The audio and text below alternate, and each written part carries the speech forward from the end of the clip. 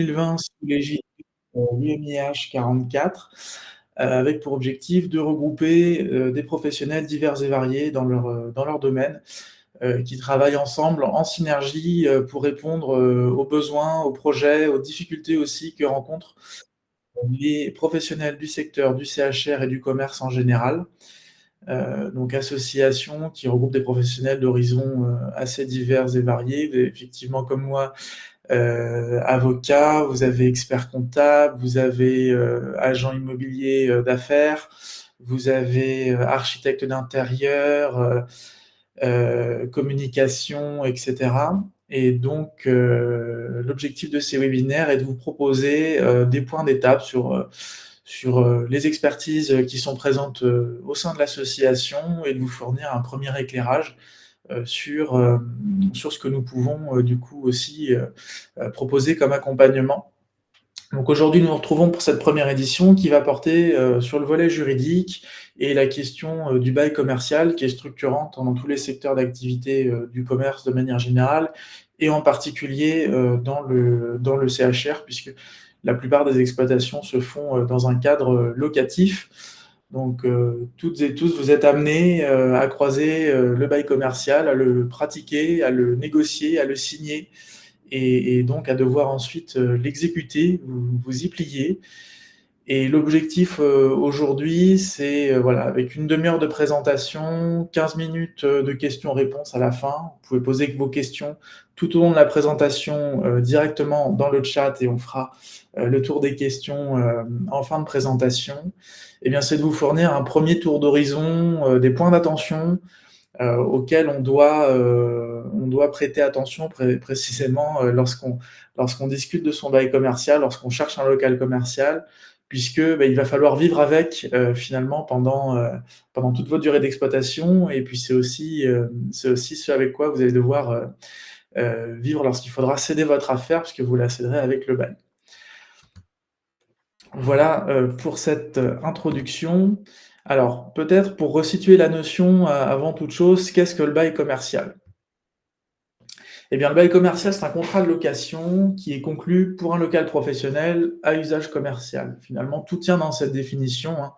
Donc c'est un bail comme on en trouve dans des situations tout à fait, variées. On connaît plus plus facilement en général le bail d'habitation parce qu'on y a tous été confrontés, à un moment ou à un autre et le bail commercial, eh bien, il est régi par des règles propres, issues du code de commerce et aussi connues sous le nom de statut du bail commercial.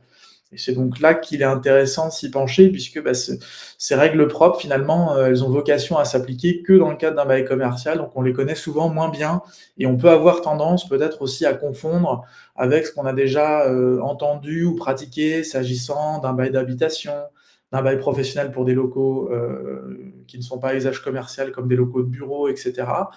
Eh bien, on va parfois, faire des parallèles et passer à côté d'éléments qui sont structurants dans le statut du bail commercial et bah, louper un point de négociation, qui peut être intéressant. Le bail commercial, on doit le distinguer du bail dérogatoire qui est moins protecteur. Qu'est-ce que le bail dérogatoire? C'est un bail qui est conclu sur un local professionnel à usage commercial, comme le bail commercial, mais les parties vont décider de ne pas se soumettre au statut du bail commercial.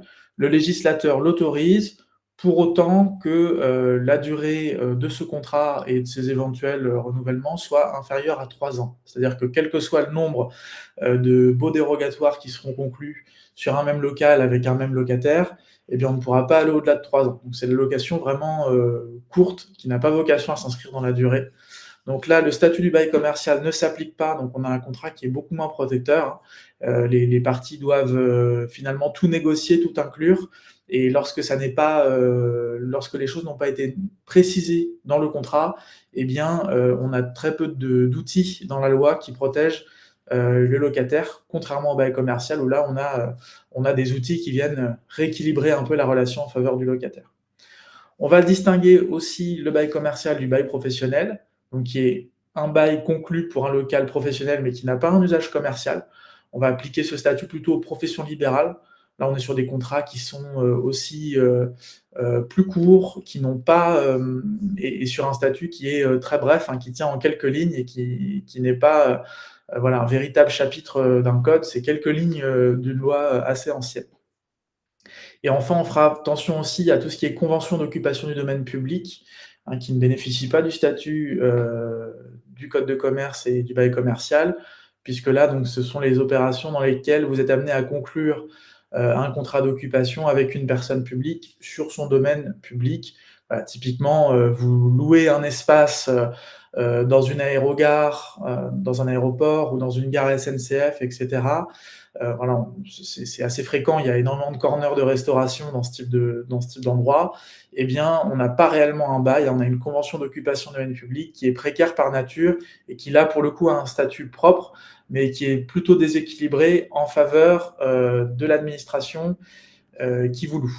Donc, voilà, on fait attention à ne pas mélanger les notions. Tout ce qu'on va se dire aujourd'hui concerne uniquement le bail commercial, classique pour ces situations de location d'un local professionnel à usage commercial. Pourquoi est-il si important ce bail commercial? Eh bien, si je devais donner une réponse simple et directe, c'est que le bail commercial, c'est le socle de la valeur de votre fonds de commerce que vous exploitez dans le local loué. C'est-à-dire que vous ne pourrez pas céder le fonds, vous aurez le plus grand mal à céder le fonds de commerce s'il n'y a pas un bail en cours, un bail qui est autant que possible de qualité, parce que s'il est trop déséquilibré, si le loyer est trop onéreux par rapport au marché, si les conditions sont trop difficiles à tenir et à suivre, eh bien, lorsque vous cherchez un acquéreur, il va plutôt avoir tendance à se tourner vers une autre affaire qui est en vente et qui ne présente pas ces inconvénients. Vous allez trouver aussi une difficulté au niveau du financement, hein, puisque les banques sont assez regardantes sur le fait que le bail soit tenable. C'est-à-dire à la fois qu'il soit renouvelé, qu'il y ait une durée encore qui permettent de s'assurer que vous puissiez exploiter et valoriser le fonds lorsque vous êtes acquéreur, mais aussi de pouvoir tenir le coup, hein. C'est-à-dire que tout ce que le bail met à la charge du locataire exploitant soit tenable, intégré dans le prévisionnel et que, en conséquence, le financement octroyé par la banque soit approprié. Donc il y a un réel enjeu pour sécuriser dans la durée votre affaire, votre exploitation, mais aussi pour préparer sa vente future, d'avoir un bail commercial autant que possible bien négocié et avantageux pour que votre affaire soit attirante à la vente. Comment prendre un bail à local? On va retrouver plusieurs situations classiques, hein. C'est conclure un nouveau bail avec le propriétaire dans un local vide. Donc là, on a un local qui est vide, qui est disponible sur le marché. Vous rencontrez le propriétaire, vous discutez et on va conclure un nouveau bail. Donc là, on a le champ libre pour la négociation puisqu'on part finalement d'une table rase et on n'a pas l'inconvénient d'avoir peut-être un bail déjà existant, peut-être moins bien négocié ou négocié à une époque où le marché était moins favorable aux locataires et où du coup les conditions sont plus strictes pour le locataire. Autre option, c'est d'acquérir un fonds de commerce existant et prendre la suite d'une affaire en place. Donc, tout commerçant peut céder son fonds et son droit au bail. Cependant, l'accord du bailleur peut être nécessaire et vous récupérez finalement un bail existant qui n'a pas toujours été bien négocié, parfois qui a été très bien négocié, mais qui date d'il y a fort longtemps et donc qui devient difficile à lire, difficile à interpréter parce que des nouvelles lois se sont faites. On le verra tout à l'heure, le bail commercial a vocation à se renouveler, donc à être perpétué dans la durée. Et donc, on se retrouve fréquemment à devoir analyser des contrats qui ont été conclus voilà, il y a plus de 30 ans et donc qui sont assez peu lisibles.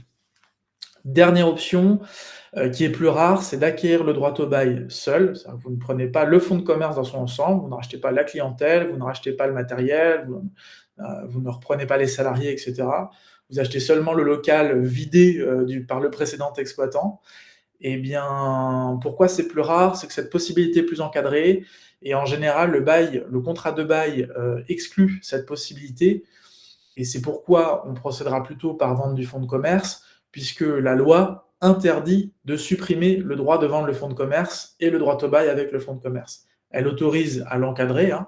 On peut prévoir des clauses qui imposent l'accord du bailleur, par exemple, mais on ne peut pas aller au-delà et supprimer totalement le droit pour un locataire de vendre son fonds de commerce avec son droit au bail. Par contre, on peut supprimer son droit de vendre son droit au bail seul, sans son fonds de commerce. Donc, ici, première alerte, hein, c'est faites-vous conseiller pour la négociation et la rédaction des actes et faites-vous accompagner pour vérifier la cohérence avec votre projet.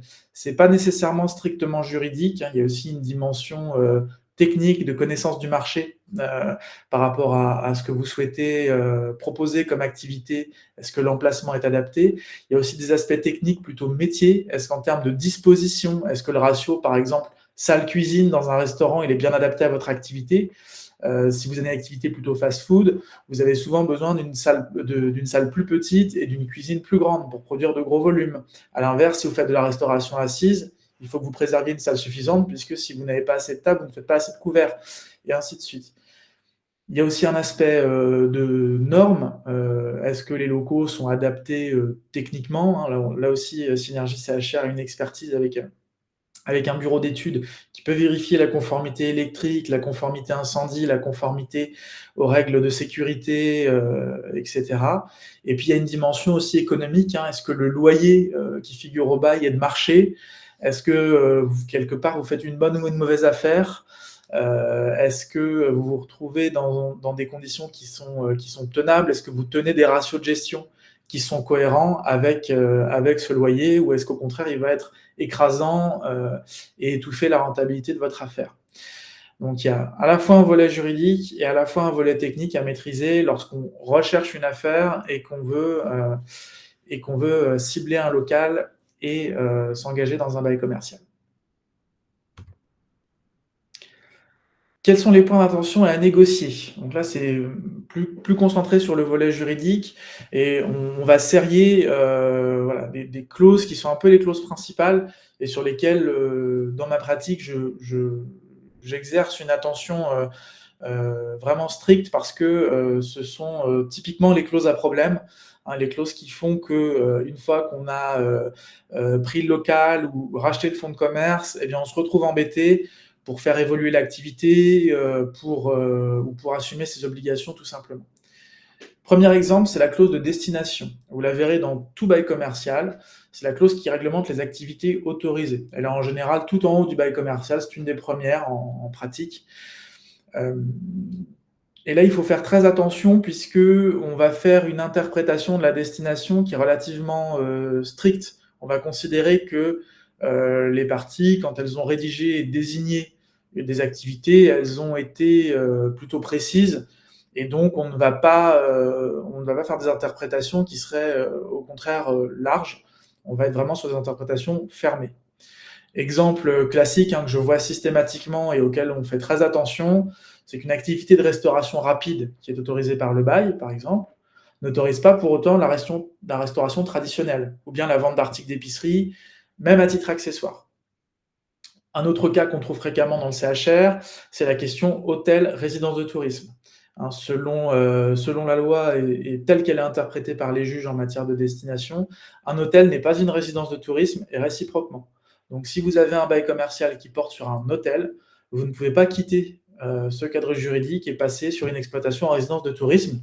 Ce serait fautif et votre bail pourrait être résilié pour faute, et donc vous perdriez votre bail, vous devriez quitter les lieux sans indemnité et en perdant la possibilité de céder votre affaire. Donc un vrai enjeu là à bien sécuriser les destinations, à s'assurer quand on part sur un bail neuf que tous les paramètres du projet ont bien été pris en compte, que vous avez listé toutes les activités actuelles, mais aussi envisagées en termes d'évolution à moyen terme.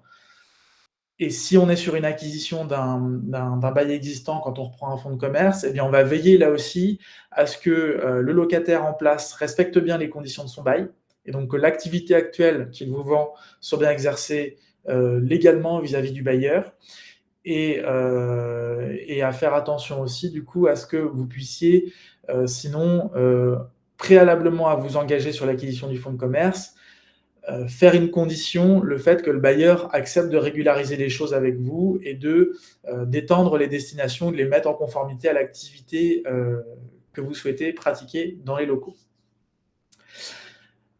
Adjoindre une activité en cours de bail est possible, mais il faut systématiquement l'autorisation du bailleur. On appelle ça la procédure de déspécialisation. C'est un terme un peu barbare que vous croiserez peut-être dans les contrats en les lisant. La contrainte de la déspécialisation, c'est qu'elle peut entraîner une hausse de loyer à terme, puisqu'au moment du renouvellement, on va devoir fixer le loyer à la valeur dite de marché, et donc on tiendra compte du fait qu'une déspécialisation est intervenue. Et autre aspect à ne pas négliger sur la destination aussi, on a souvent tendance à regarder uniquement ce que prévoit le bail. Il faut aussi s'assurer que la destination actuelle et projetée est conforme au règlement de copropriété si le local est en copropriété, mais aussi aux règles d'urbanisme. Par exemple, dans des secteurs où on vous impose en pied d'immeuble du commerce de proximité ou de bouche, là, vous ne pourrez pas, peut-être pas créer une exploitation type dark kitchen ou dark store, qui sont des choses qu'on a vues ces dernières années poser des difficultés de ce type. Deuxième aspect important, c'est la durée. Donc on parle souvent, un peu par abus de langage, il faut dire, du bail commercial en disant 3, 6, 9. L'idée, c'est que la loi prévoit si les parties ne disent rien d'autre dans le contrat, que le bail est conclu pour 9 ans ferme pour le bailleur. Donc lui, le propriétaire bailleur, il est tenu pour 9 ans quoi qu'il arrive, et le locataire, lui, peut sortir, s'il le souhaite, à 3, 6 ou 9.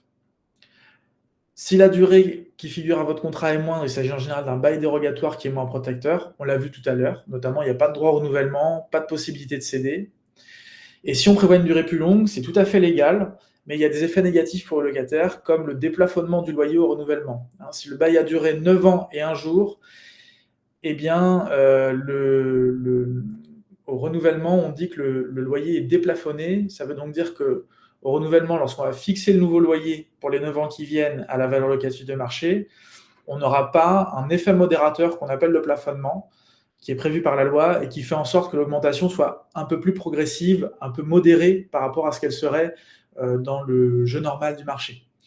Donc voilà, une attention à ça. On voit ça très classiquement dans les négociations. Parfois, on vous dit on va mettre 9 ans et 15 jours pour tomber le 31 décembre, ce sera parfait, ce sera plus simple. Attention, il y a un effet de bord qui est quand même pas négligeable, et donc parfois il vaut mieux rester sur 9 ans et pas dépasser même d'une journée. On fera attention aussi aux baux qui sont conclus pour une durée supérieure à 12 ans, puisque là, il y a un petit peu d'impôt à payer à la signature, il faut passer par la case de l'enregistrement au service des impôts, donc il y a des frais à prévoir aussi en plus. Et en cours de bail, on fera attention, donc dans les 6 mois de la fin, à bien déclencher le renouvellement. Il y a une procédure qui est prévue par le code. Le locataire ou le bailleur peuvent prendre l'initiative de contacter l'autre. Alors c'est normé, il faut un écrit, une lettre recommandée qui doit comporter certaines mentions obligatoires ou un acte d'huissier dans certains cas. Et c'est cette lettre qui fait déclencher le renouvellement, puisqu'elle donne à l'autre partie un délai pour soit y répondre en disant d'accord sur le principe, mais je ne suis pas d'accord avec vous sur la proposition de loyer, soit accepter purement et simplement, soit refuser et payer du coup pour le bailleur une indemnité d'éviction, si c'est lui qui refuse et qu'il n'a pas un motif légitime pour refuser. Donc c'est une procédure qui est assez stricte, et pourquoi on doit y faire attention, c'est que si on ne la fait pas dans les 6 mois de la fin du renouvellement, on arrive dans une période qu'on appelle la tacite prorogation, c'est-à-dire que le bail ne prend pas fin pour autant, il reste un petit peu là, existant dans le vide, dans l'attente que l'une des parties se décide à provoquer le renouvellement. Et donc, c'est assimilable à ce qu'on a vu tout à l'heure avec la question du bail qui est d'une durée de plus de 9 ans. Eh bien, là aussi, on va se retrouver avec la problématique du déplafonnement. Et donc, quand on initiera la procédure, on va retrouver cette difficulté du loyer qui pourra peut-être être augmenté par le bailleur sans plafonnement. Et donc, voilà, il faudra en assumer les conséquences. Donc, ce qu'on retient sur la durée, 9 ans ferme, dès lors que c'est plus long ou plus court, on doit se méfier. Et dans les 6 mois de la fin, on fait attention à bien déclencher le renouvellement, à solliciter son conseil pour être accompagné sur la rédaction des actes, pour être sûr d'avoir des actes qui contiennent bien toutes les mentions obligatoires et qui permettent de produire tous les effets pour que le renouvellement se fasse. Troisième point d'attention, le loyer et les charges. C'est assez important parce qu'on a tendance à beaucoup regarder le loyer lorsqu'on cherche un local et à ne pas regarder ce qui va avec. Alors que finalement, dans votre prévisionnel, il faut être capable de faire tenir à la fois le loyer, mais aussi tous ses accessoires, donc les charges. Qu'est-ce qu'on va retrouver dans les charges? Eh bien, un pas de porte qui peut être demandé en début de location. C'est-à-dire que c'est une somme qu'on vous demande de payer comment dire, à la signature du bail sur le nouveau local. Euh, Dans le jargon, on appelle ça un loyer capitalisé. Voilà, donc il faut le verser à la signature. Ça, il n'y a rien dans la loi qui l'interdit, ni rien qui l'impose, donc c'est vraiment un élément qui est à négocier. Autre élément à garder en tête sur le loyer, c'est qu'il est évolutif et suit en principe la valeur locative de marché. On a déjà parlé tout à l'heure, il y a la question du renouvellement à chaque fin de période de 9 ans, mais on a aussi la révision légale tous les 3 ans, qui permet aux bailleurs d'obtenir une petite augmentation. Et aussi, on peut trouver dans les contrats ce qu'on appelle une clause d'indexation, une clause d'échelle mobile, une clause de révision. Vous verrez parfois ces termes différents qui désignent la même chose. C'est-à-dire qu'on désigne un indice selon lequel le loyer évolue. Donc on va regarder annuellement comment évolue cet indice. En général, c'est l'indice des loyers commerciaux, l'indice du coût de la construction. Et on va appliquer ces augmentations progressivement. On fera attention dans la négociation aussi à la question du délai de paiement. Est-ce qu'on est sur un loyer qui est payé d'avance ou en fin de mois? Est-ce qu'on est sur des loyers mensuels ou trimestriels? Puisque ça n'a pas les mêmes impacts de trésorerie. Lorsque vous devez sortir un trimestre d'avance, il vous faut évidemment plus de fonds de roulement que lorsque c'est un paiement mensuel ou même trimestriel en fin de trimestre. Donc ça, c'est un élément auquel il faut faire attention aussi lors de la négociation.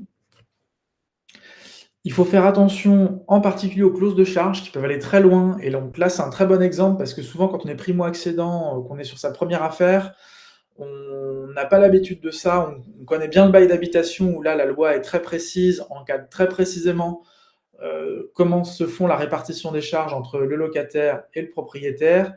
Et bien là, c'est l'inverse. La loi nous dit très peu de choses. Elle cite que quelques catégories de charges très précises qui ne peuvent pas être mises à la charge du locataire. Mais dès lors qu'on a des clauses qui vont dans ce sens, on peut très bien se retrouver à devoir payer les rénovations sur les parties communes de l'immeuble, par exemple, donc les charges de copropriété, que normalement on ne paye pas quand on est locataire en bail d'habitation. La taxe foncière, qui par nature relève du propriétaire, mais dont il est en droit de se décharger sur le locataire à bail commercial dès lors qu'il y a une clause précise qui le prévoit. On peut citer également en source de litige assez classique la question des mises aux normes ou des travaux, où il peut être imposé au locataire de maintenir en fait le local actuel aux normes, à ses frais et en bon état d'entretien à ses frais également pendant toute la durée du bail. Donc vous pouvez vous retrouver avec la loi qui évolue et qui dit désormais il faut telle qualité de matériaux ou tel dispositif nouveau en termes de qualité électrique, d'économie d'énergie, etc. Et bien, c'est le locataire qui doit assumer et faire cette montée en gamme dans l'intérêt du bailleur. Et s'il ne le fait pas, il se place en faux vis-à-vis du bailleur. Donc là aussi, risque de résiliation, ce qu'on souhaite évidemment éviter. Autre élément un peu particulier, plus rare cette fois-ci, dans les centres commerciaux, vous allez retrouver des charges qui sont assez inhabituelles et auxquelles il faut vraiment faire attention et bien les négocier pour pouvoir au moins en contrôler la bonne utilisation, puisqu'on demande en général aux locataires de contribuer à ce qu'on appelle un fonds marketing ou ce type de choses, l'objectif étant de financer les actions de communication qui participent de l'attractivité du centre, par exemple voilà, le fait d'avoir de l'affichage, des panneaux dans la ville, le fait d'avoir des événements qui drainent de la clientèle. Donc il faut au moins pouvoir s'assurer contractuellement du bon emploi des fonds et qu'on ne contribue pas quelque part dans un fonds marketing un peu vide ou qui fera rayonner une partie du centre ou certains commerces en particulier et qui ne profitera pas aux vôtres, par exemple. 4e élément important dans la négociation, là aussi la loi dit très peu de choses. Alors ça pourrait évoluer puisqu'on a une réforme qui est discutée actuellement, entre le Sénat et l'Assemblée nationale et qui pourrait peut-être aboutir, puisqu'elle est aussi soutenue par le gouvernement pour le moment. C'est la question des garanties. Là, c'est vraiment la liberté contractuelle à ce jour, tant que cette loi n'est pas passée, à la fois sur le montant et le type de garantie. Et donc selon la garantie choisie, quelque part, vous allez devoir choisir les inconvénients, pour vous. Est-ce que c'est une garantie qui pèse sur votre trésorerie? Est-ce que c'est une garantie qui génère des frais? Voire une garantie qui engage votre patrimoine personnel. Pas celui de la société que vous avez constituée pour exploiter, mais vous, votre patrimoine personnel à vous, c'est-à-dire, voilà, votre maison, votre épargne personnelle et cetera. Ce qu'on va retrouver le plus fréquent, c'est le dépôt de garantie, qu'on appelle souvent caution à tort, hein, le terme juridique, c'est dépôt de garantie. On verra tout à l'heure que la caution, c'est autre chose. Donc ça consiste à, donner 1 à 3 mois de loyer en pratique, c'est ça les ordres de grandeur. On les met, d'avance chez le bailleur pour qu'il puisse, se servir de ces sommes en cas de manquement de votre part à vos obligations de paiement, à vos obligations, d'entretien. L'inconvénient principal de cette garantie, c'est qu'elle pèse sur la trésorerie. Voilà, si vous avez un loyer mensuel, de, 1 000 ou 2 000 € hors taxes, bah, c'est, 3 ou 6 000 € hors taxes que vous allez mettre, chez le bailleur et qui seront plus chez vous pour vous permettre de, bah, tout simplement d'alimenter votre activité. On va retrouver aussi la GAPD ou garantie autonome à première demande, qui est plutôt fréquente pour les loyers élevés. Donc là, ça consiste à faire un petit peu la même chose, sauf qu'au lieu de mettre ça en dépôt de garantie chez le bailleur, vous allez bloquer ces sommes sur un compte à la banque et c'est la banque qui va se porter garante pour vous et dire au bailleur qu'elle garde ces sommes et qu'elle les prête à première demande du bailleur en cas de manquement contractuel de votre part à sortir cet argent du compte pour le lui donner. Donc là, double inconvénient, parce que ça pèse sur la trésorerie, mais ça génère aussi des frais bancaires. La banque doit faire un travail pour gérer cette garantie, donc par définition, il faut rémunérer ce travail. On va retrouver, alors plus rare encore et qui est plutôt réservé aux situations où on sent le locataire un peu fragile, une activité peut-être qui démarre et cetera. C'est la caution personnelle du gérant, qui a l'avantage d'être indolore en trésorerie, puisque c'est le gérant qui va se porter caution sur ses biens personnels, du fait que la société, paiera son loyer.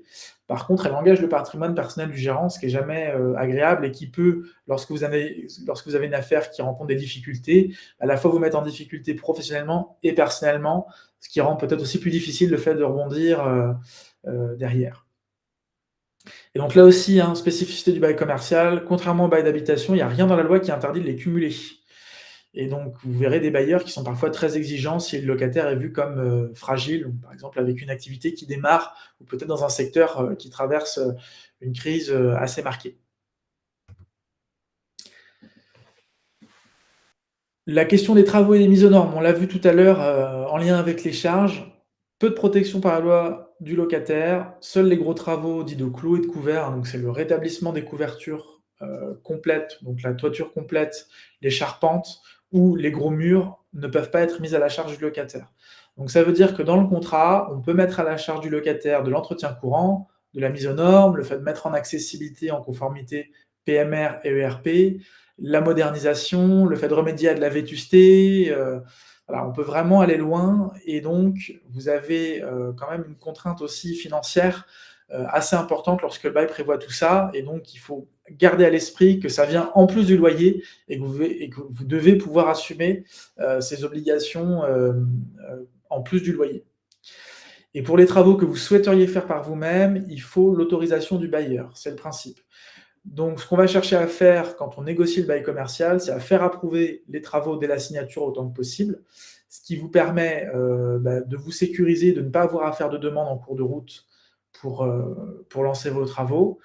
Et puis, on va utiliser aussi, des techniques comme les conditions suspensives, hein, pour imposer en quelque sorte que les autorisations d'urbanisme ou de copropriété soient obtenues en, prévision de la signature du bail, ce qui vous autorisera du coup à vous dégager du bail et à ne pas payer le loyer si finalement les autorisations ne sont pas, données, et ce qui conduira à ce que vous soyez empêché d'ouvrir votre affaire avec, les travaux qui étaient nécessaires pour correspondre à vos besoins. Et enfin, dernier point, la rédaction du bail, je réitère un conseil déjà donné, faites-vous conseiller. Faire un écrit, c'est essentiel parce que juridiquement, on reconnaît le bail verbal, donc c'est assez désavantageux puisque vous ne pouvez pas prouver, le contenu des conditions et donc on va se fier à la loi ou éventuellement à des choses qui auraient pu être dites avant la signature, dans des courriers et cetera. Donc faire un écrit clair est quand même, assez intéressant pour avoir toute la sécurité qu'on attend. La loi est de plus en plus exigeante aussi en termes de formalisme, par exemple sur la répartition des charges ou sur les prévisions de travaux, sur la répartition des obligations en termes d'amélioration énergétique et de maîtrise des consommations d'énergie. Il faut de l'écrit, sinon les clauses ne sont pas valables. Donc c'est vraiment important d'avoir quelque chose qui est rédigé de manière conforme à votre situation et qui tienne compte de votre cas particulier. Se faire conseiller aussi à l'achat, parce que la plupart des baux qu'on voit passer contiennent des clauses illicites. Hein, il y a cette problématique des baux qui sont assez anciens, qui ont parfois été renouvelés sur simple courrier, hein, comme on disait tout à l'heure. Le locataire fait un courrier, demande à renouveler à tel loyer, le bailleur dit d'accord, hop, c'est renouvelé. Pour autant, à chaque renouvellement, on est censé être conforme à la loi qui est en vigueur au moment du renouvellement. Et donc, on a souvent des problèmes avec la loi Pinel de 2014, par exemple. Vous avez des contrats qui ont été conclus peu avant, qui sont en train d'être renouvelés là, depuis 2022, 2023. Et on se rend compte qu'il y a des vraies difficultés à les interpréter et à continuer de les faire exister, alors que la loi a complètement changé certaines choses et qu'il y a des clauses qui sont désormais purement et simplement interdites. Le conseil que je donne de manière générale, c'est qu'il vaut mieux négocier avant de signer et non après, puisque vous perdez un levier important, hein, qui est que le bailleur est aussi en demande d'avoir un locataire sur place, de remplir son local et de percevoir des loyers. Donc c'est souvent un meilleur moment pour négocier. Lorsque le contrat a été conclu de manière un peu défavorable, eh bien, si la loi n'a rien prévu pour vous protéger sur ce point précis, on a souvent très peu de leviers pour inviter le bailleur à revoir sa position. Et dernier conseil sur la rédaction, chaque partie a son conseil. On fait souvent l'erreur de se dire on va prendre un rédacteur unique, ce qui est une position qui est jamais agréable quand on est rédacteur, ce qui m'arrive, hein, puisqu'on doit un peu ménager la chèvre et le chou.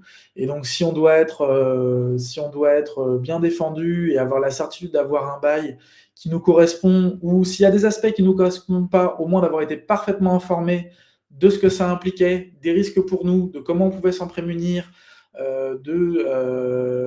est-ce qu'on n'a pas oublié un élément dans le prévisionnel pour s'assurer que l'opération tient économiquement.